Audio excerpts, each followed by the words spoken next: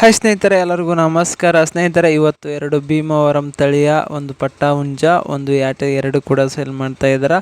ಇವು ಗುಡ್ ಕ್ವಾಲಿಟಿಯಲ್ಲಿ ಯಾವುದೇ ಇದಿಲ್ಲ, ಒಳ್ಳೆ ಕ್ವಾಲಿಟಿ ಹುಂಜ ಭೀಮವರಂ ತಳಿ ಅಂತ ಹೇಳಿದ್ದಾರೆ.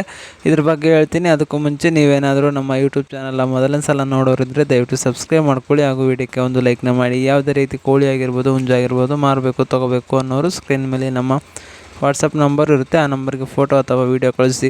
ಸ್ನೇಹಿತರೆ, ಒಂದು ವೈಟ್ ಕಲರ್ ಯಾಟೆ, ಇನ್ನೊಂದು ಡೇಗ ಕಲರ್ ಹುಂಜ ನೋಡ್ಬೋದು ನೀವು ಇಲ್ಲಿ.